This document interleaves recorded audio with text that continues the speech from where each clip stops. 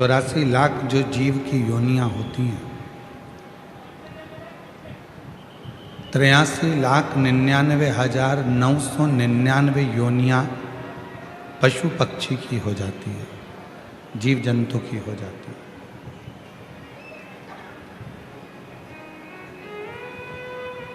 और 83,999 योनियां उधर का कनेक्शन या तो चालू नहीं है,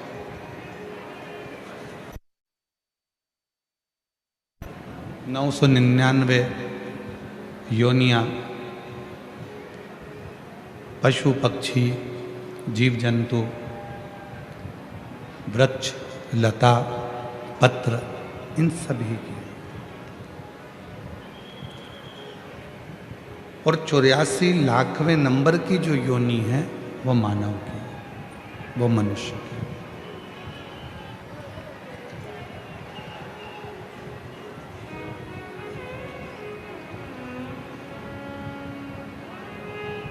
चौरासी लाखवें नंबर की जो योनि है वो मानव देह की, वो मनुष्य की। अब 83,99,999 योनियां पशु पक्षी जानवर जीव पतंगे वृक्ष लता ये सारी योनियां जब कट जाती हैं निकल जाती हैं तब ये 84 लाखवें नंबर की योनि आती है मानव की देह, मनुष्य का शरीर। तो क्यों भगवान शिव ने भगवान विश्वनाथ ने आप और हमको मानव की देह देकर ये सोचना समझना विचार करना ज्ञान अर्जित करना और ज्ञान देना, क्यों शिव जी ने हमको ऐसा बनाया? केवल समझने की शक्ति, धारण करने की शक्ति, विद्वत्ता की शक्ति, ये सब देवाधिदेव महादेव ने मनुष्य को ही क्यों दी? क्योंकि आखिरी योनि है 84 लाखवें नंबर की यह योनि है मानव का देह। शिव पुराण की कथा कहती है, शिव महापुराण की कथा कहती है कि इसके बाद यदि 84 लाखवें नंबर की जो योनि है मानव की देह, इस योनि में व्यक्ति ईश्वर का भजन कर लेता है, सत्कर्म कर लेता है, कुछ सेवा कर लेता है, कुछ पुण्य कमा लेता है, तो फिर उसका जन्म नहीं होता, वो परमात्मा की शरणागति में विराजमान है। पुनरपि जन्म पुनरपि मरणम के प्रपंच से अगर कोई छूटना है तो यह मानव की देह है, मनुष्य की देह, मानव का शरीर है।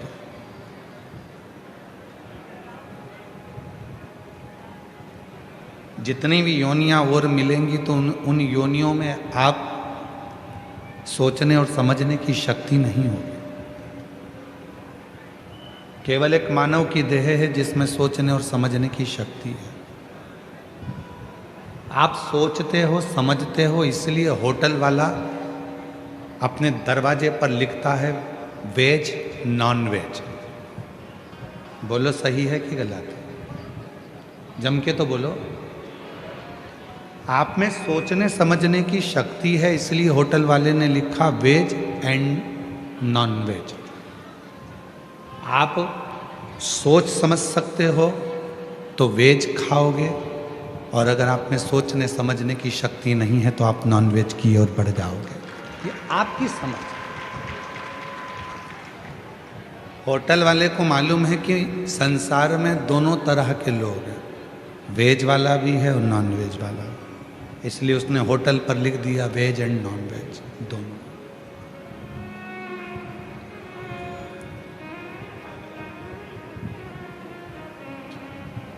एक शादी का मंडप भी है, शादी करोगे, एक अदालत भी है तलाक करने के लिए।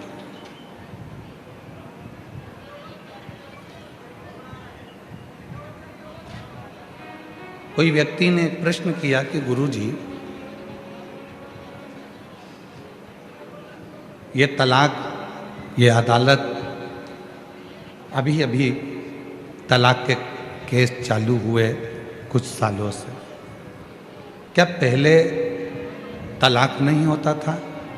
तो हम उनसे कहते हैं कि पहले तलाक की ज़रूरत ही नहीं पड़ती थी। पति पत्नी का आपस में इतना साझा हुआ करता था कि वो एक दूसरे के लिए मरने को तैयार हो जाते थे, पर अलग होने को तैयार नहीं होते। हमारे सनातन धर्म में ये तलाक की जो प्रथा है ये नहीं थी, ये दूसरे धर्म की है। 3 बार बोल दिया अलग हो गए, ये दूसरे धर्म में। हमारे सनातन धर्म में तो एक बार जो गठजोड़ा बनता है, बंधन बनता है, फिर वो अंतिम समय तक भी, आखिरी श्वास तक भी, अर्थी पर लेटने तक भी वो संबंध बना रहता है और वो आखिरी संबंध तक निभता है। उसको तोड़ा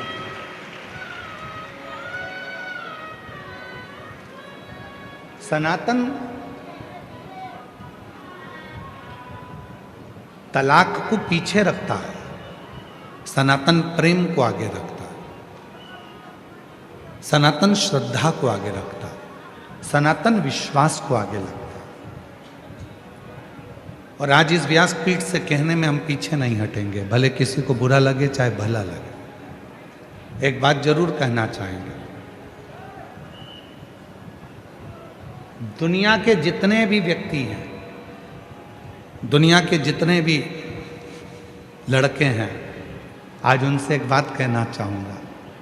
दुनिया के जितने लड़के हैं उनसे एक निवेदन करना चाहूँगा, अगर तुम्हारी किस्मत में कोई शंकर जी की पूजन करने वाली, कोई शंकर जी का व्रत करने वाली कोई लड़की तुम्हारी किस्मत में अगर मिल जाए तो समझ लेना तुम्हारे जैसा कोई किस्मत वाला नहीं होगा, तुम काल के जाल से भी निकाल कर ला सकते।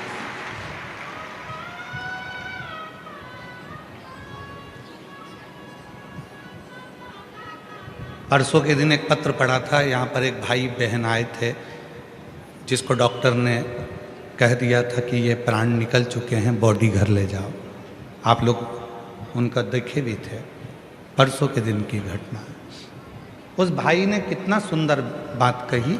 उसने कहा, गुरुजी, ये मेरी पत्नी शंकर की भक्त है, इसलिए मुझे वो यमराज की कैद से भी वापस लेकर आ गई है।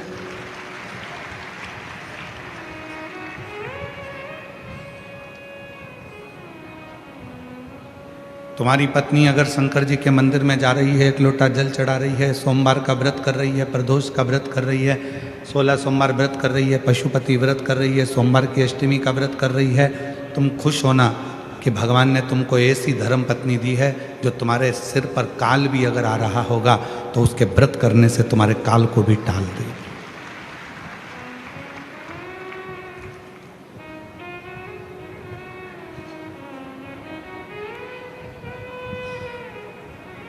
बहुत सारे, एक कहाँ के वकील थे आशीष, एक वकील जो अपने को मिले थे हाई कोर्ट के, कहाँ के थे? महाराष्ट्र, सूरत। एक सूरत में एक वकील मिले थे, पति और पत्नी दोनों वकील। हाई कोर्ट के वो वकील हैं, गवर्नमेंट। जब वो हमसे मिलने के लिए आए तो हमने उनसे पूछा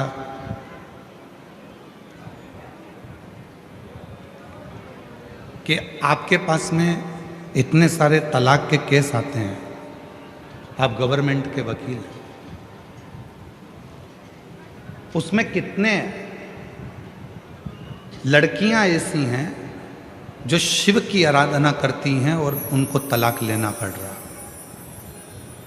वो हाई कोर्ट का वकील सूरत के कहते हैं, मैं पूछता हूँ क्योंकि मैं खुद शंकर का भक्त हूँ, तो मैं लड़के से भी पूछता हूँ क्या तुम शिव की पूजन करते हो?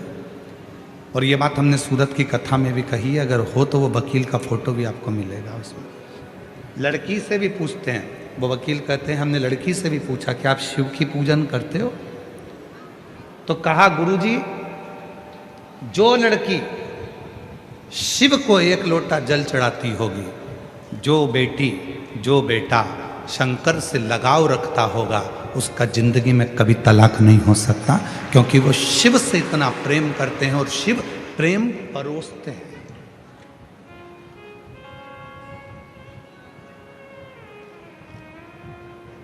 शिव प्रेम परोसते हैं।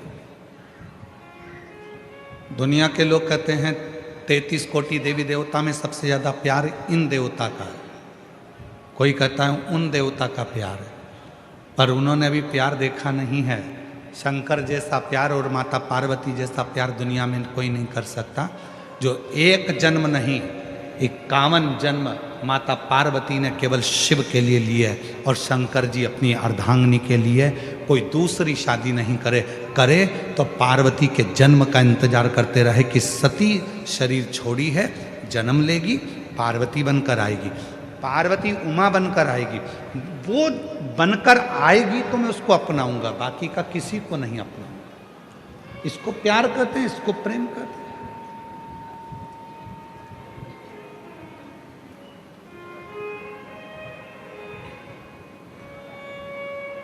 और नहीं तो आज का जमाना है, एक शादी इतना प्रेम भाव से शादी करी, तलाक हो गया, मालूम पड़ा थोड़े दिन बाद दूसरे से ब्याह हो गया। काय का प्रेम था, काय का स्नेह था?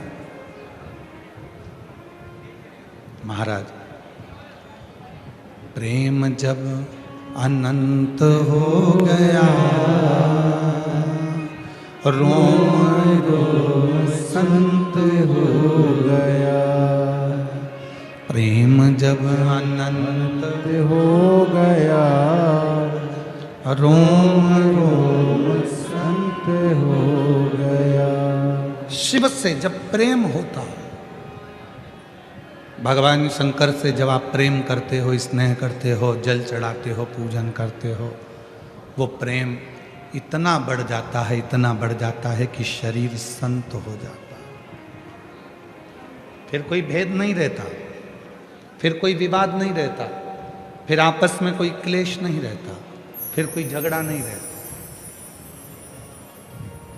और मेरा निवेदन है इस पंडाल में बैठी हुई सब मेरी जीजियों से, मेरे जीजाओं से, मेरी बेटियों से, बेटाओं से, मेरे बुजुर्ग माँ बाप से, और जितने आस्था चैनल पर कथा सुन रहे हैं, जितने सोशल मीडिया पर कथा सुन रहे हैं, उनसे भी अपने बच्चों को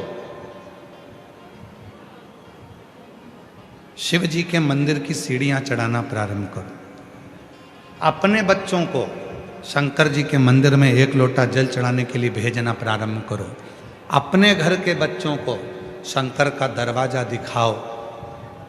अगर तुम्हारे बच्चे शिव की शरणागति में रहेंगे और शंकर से प्रेम करने लगेंगे तो तुम्हारे बच्चों की जिंदगी कभी बर्बाद नहीं होगी, चाहे वो बेटा हो चाहे वो बेटी।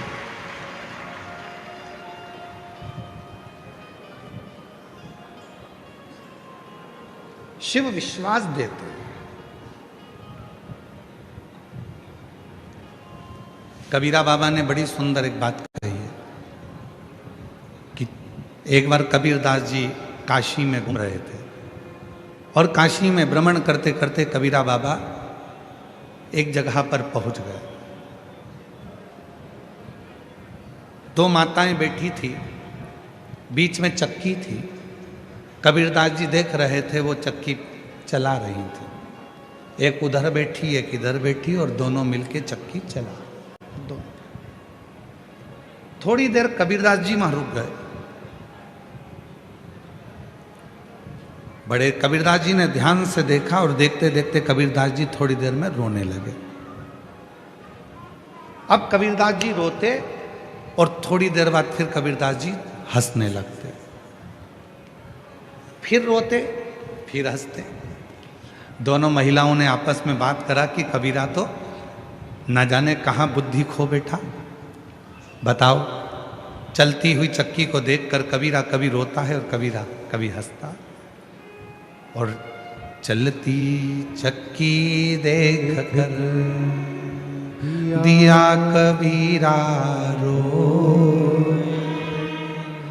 दो पाटन के बीच में और साबुत रहा ना। अब कबीरा रो रहे हैं। गांव के लोग इकट्ठे हो गए, काशी के सारे। उन्होंने पास में कबीरदास जी के खड़े होकर देखा तो कभी रो रहे थे, कभी हंस रहे थे, फिर रो रहे थे, फिर हंस रहे थे।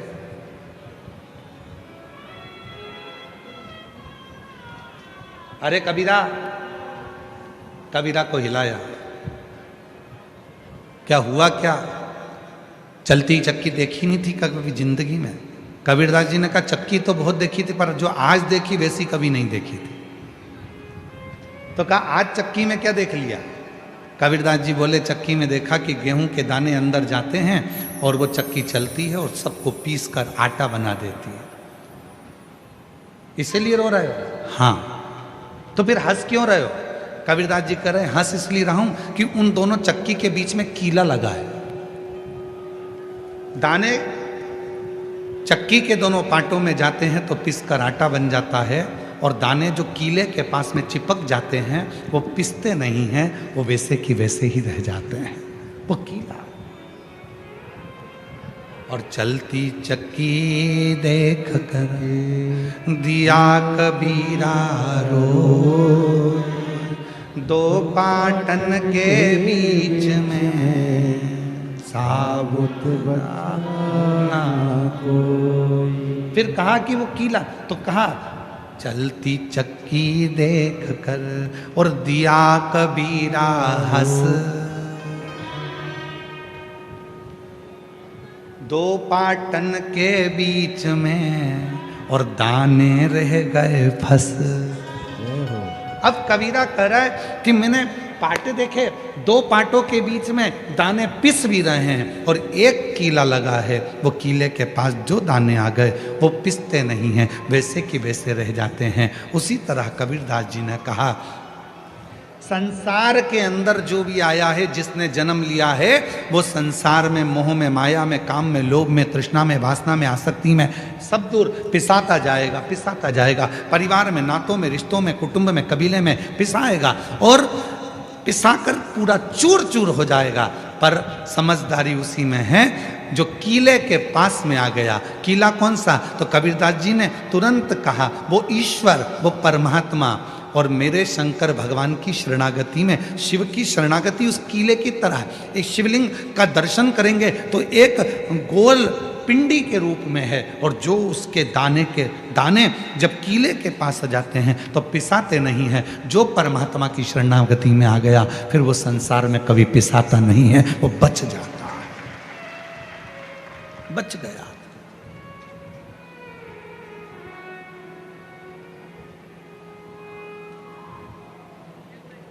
भेजो अपने बच्चों को मंदिर तक, भेजो अपने बेटा बेटी को कि शंकर जी को एक लोटा जल चढ़ा। बेटियां कहेंगी मम्मी टाइम नहीं मिलता ऑफिस से, मम्मी पढ़ाई से, मम्मी इस काम से। पापा बच्चे बेटे कहेंगे पापा टाइम नहीं है, मम्मी टाइम नहीं है। बेटा समझाओ, ठीक है, कुछ थोड़ा समय निकालो, थोड़ा।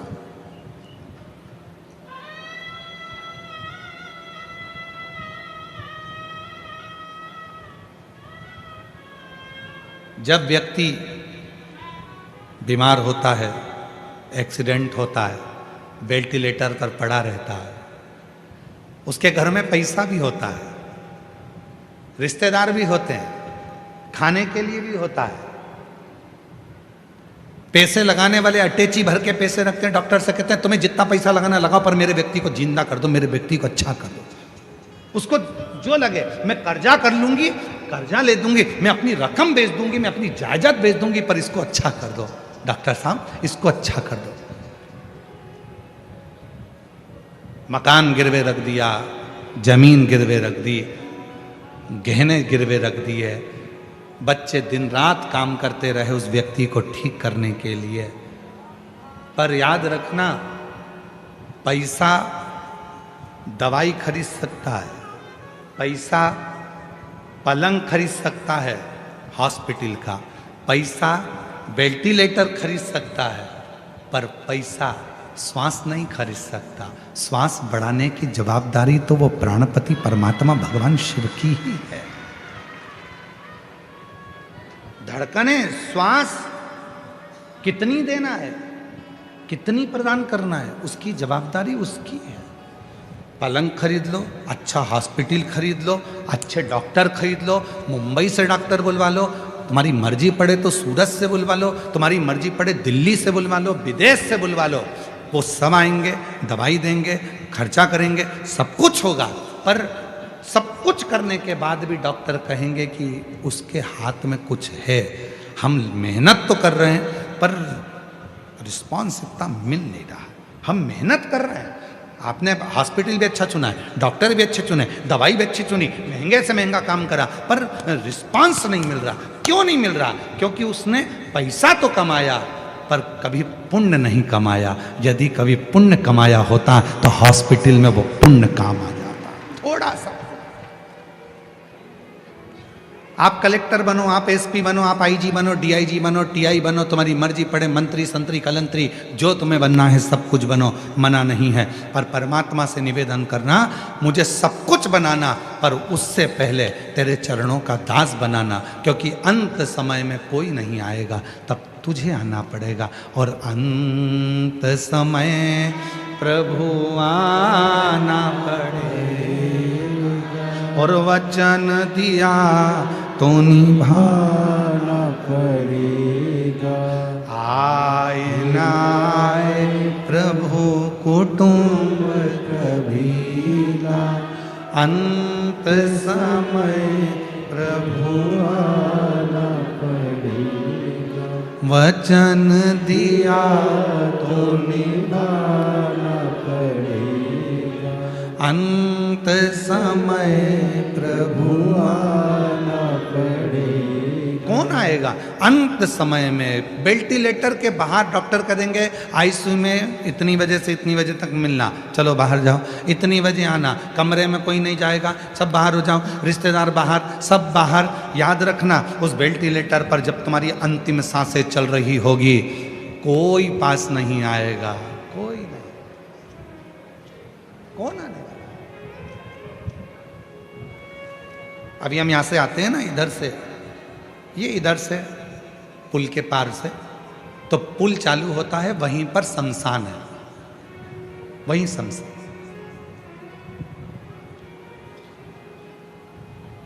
जिस दिन कथा चालू हुई थी उसके दूसरे दिन भी हमने देखा था कि कोई का अंतिम संस्कार हो रहा था। चिता पर अकेला व्यक्ति लेटा हुआ है, बाकी के सारे रिश्तेदार छांव में बैठे हुए हैं, पेड़ के सब छांव। उसमें बेटा भी होगा, उसमें बेटी भी होगी, उसमें जमाई भी होगा, उसमें पति भी होगा, उसमें काका भी होगा, उसमें मामा भी होगा, उसमें रिश्तेदार भी होंगे। जो रिश्तेदार तुम्हारे धन के चक्कर में तुम्हें एक मिनट नहीं छोड़ते थे, आज वो तुम्हें चिता में लेटाकर छांव में पेड़ की बैठे हैं और बीड़ी सुलग कर बीड़ी धुनक रहे हैं। कुछ बेटे बेटे तंबाकू मल रहे थे और मुर्दा जल रहा था, चिता पे लेटा था और तंबाकू खा रहे थे। कुछ बैठ के गप्पे लगा रहे थे, मुर्दा, इसमें कोई मामा था, इसमें कोई काका था, इसमें कोई चाचा था, इसमें कोई भाई था, इसमें कोई पापा था, इसमें कोई काका था, इसमें कोई जमाई था, इसमें कोई बेटा था।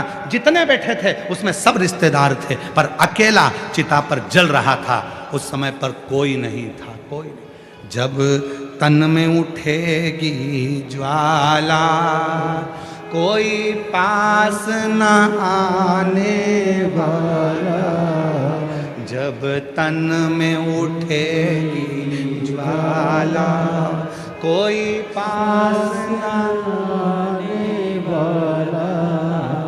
भक्तों की सुन के पुकार रे, तू नंदी लेकर आ जाना।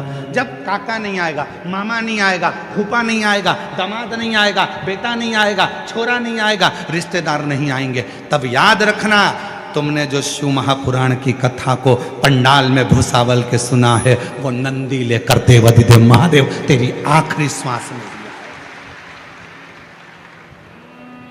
वो आएगा, जब तन में उठेगी ज्वाला, आग लग रही है, कोई नहीं आ रहा पास में।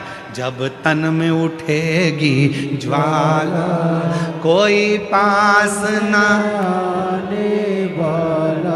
किसी के पास टाइम नहीं है। आज के जमाने में सबके पास समय इतनी कमी हो गई कि मुर्दे को जलाना है तो भी मोटरसाइकिल साथ लेकर जाते हैं, कितनी जल्दी जलेगा, और वहां भी इंतजार करते, जल्दी करो जल्दी करो जल्दी करो जल्दी करो।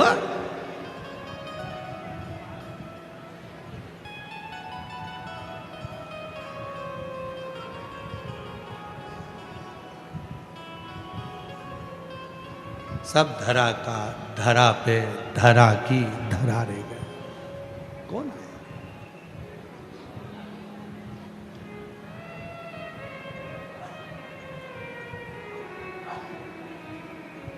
किसका इंतजार? कौन करे? कौन? फिर याद आ गई वही वाली लाइन जो हमने पूना में भी गुनगुनाई थी और पहले भी गुनगुनाई थी। वही आपको आती है ना, सबको सब बोलना। और भीड़ में तन्हाई में, प्यार की गहराई में, मुझे तुम याद आते हो, मुझे तुम याद आते हो। बहुत उलझ गए संसार सागर में, रिश्तों में, नातों में, कुटुंब में, कबीले में कोई नहीं आएगा। तब भीड़ में तन्हाई में, प्यार की गहराई में, मुझे तुम याद आते हो, मुझे तुम याद आते हो। कब याद आएगा परमात्मा? कब याद आएगा तुम्हारा एक लोटा जल? कब याद आएगी तुम्हें शिव महापुराण की कथा? जब तुम्हें उलझन आती है तब शिव याद आता है, जब तुम्हें तकलीफ आती है तब शिव याद आता है, जब तुम बहुत तकलीफ में अड़ जाते हो तब पड़ोसन से जाकर पूछते हैं, क्यों वो सीहोर वाले महाराज ने वो बताया था, वो कैसे करना चाहिए, तब तुम्हें याद आएगा कि शिव पुराण में मैंने ये सुना है, शंकर की कथा में मैंने ये स्मरण किया है, शिव की कथा में मैंने ये सुना है, मुझे तुम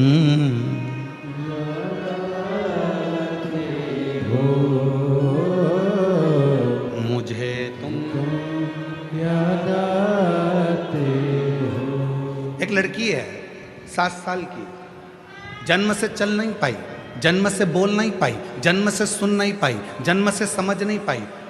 डॉक्टर ने उसको विकलांग का सर्टिफिकेट दे दिया, क्योंकि ना उसका पाँव काम करता है, ना हाथ काम करता है, ना विवेक काम करता है, ना बुद्धि काम करती है, ना बोलती है, ना सुनती है, पलंग पर पड़ी रहती है। मात्र 7 साल हो गए।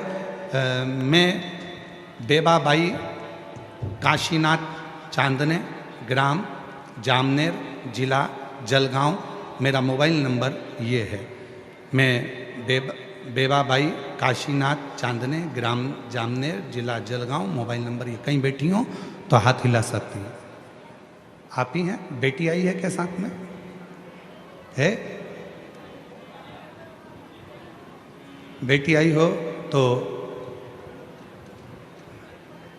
उसको ला सकते हो। हाँ ले आओ। ना बेटी चलती थी, ना बेटी बोलती थी, ना बेटी उठ सकती थी, ना बोल सकती थी, ना समझ सकती थी, ना सुन सकती थी। अब इसमें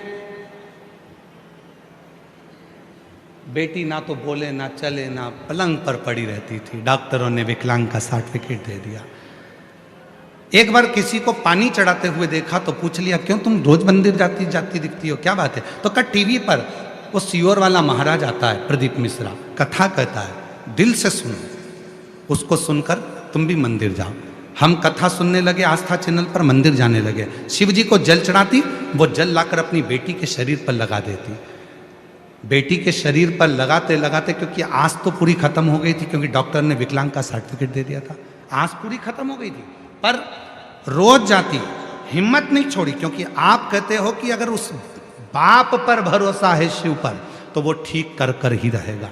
जल लाती, बेटी के शरीर को लगाती। आज मैं बाबा को धन्यवाद देने के लिए आई हूँ। आज मेरी बेटी चलने भी लगी, बोलने भी लगी, और बाबा की कृपा से सुनने भी लगी। मैं बाबा को धन्यवाद देने के लिए।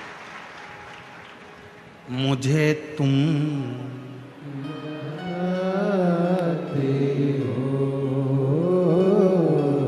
मुझे तुम याद आते हो। अब मेरी बेटी, गुरुजी अब पत्र देखिए, अब वहां बोलने लग गई, चलने भी लग गई और सुनने भी लग गई। गुरुजी मेरी बेटी को भुसावल के कथा पंडाल में लेकर आई हूं। बाबा पर मुझे पूरा भरोसा था, मेरे बाबा ने ठीक किया। शिव ऐसा ही है, तुम्हारा भरोसा कितना है? निवेदन करूं आप सबसे, कहीं दूसरी कथा में जाना तो केवल कथा को सुनने के लिए जाना, पर शिव महापुराण को अगर तुम्हें मालूम पड़ जाए कि कुबेरेश्वर धाम से चलकर ये कुबेरेश्वर बाबा यहाँ पहुँचे हैं, कुबेर भंडारी ये शिव महापुराण के रूप में यहाँ पहुँची है, तो तुम कथा सुनने के लिए मत जाना, अपने बाप से बात करने के लिए जाना, उससे थोड़ा बोलने के लिए जाना। वो तुम्हारे दुखड़े को समाप्त करेगी, वो तुम्हारे दुखड़े,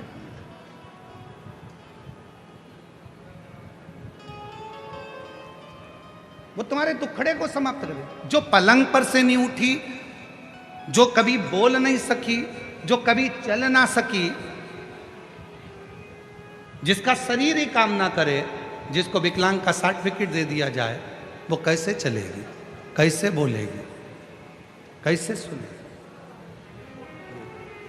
उस परमात्मा पर करो भरोसा, उस पर।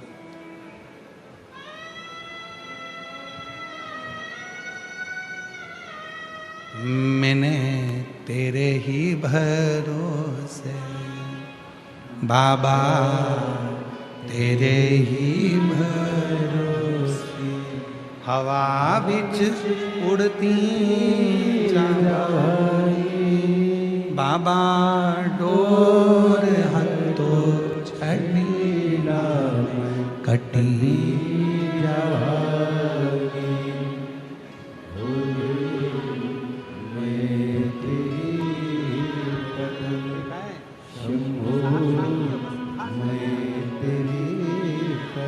आई बोल रहे हैं, जब ये 7 साल की थी तब से ही पलंग पर पड़ गई थी, ना तो ये बोलती थी, ना चलती थी, ना उठती थी, पलंग पर ही सब कार्य करती थी जब ये 7 साल की थी। और आज बाबा की कृपा से खुद चलकर आई है, ये शिव की कृपा। शंभू,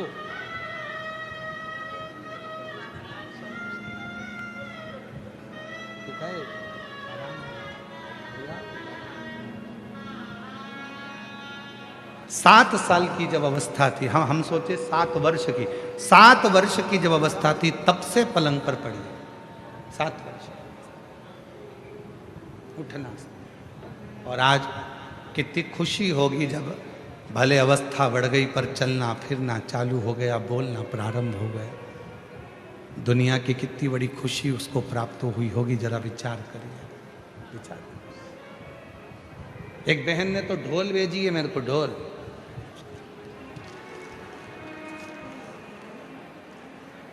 एक जोरदार ढोलक आई है, गले में डालो ने बजाओ। वो ढोलक भेजने का कारण क्या है मालूम है आपको?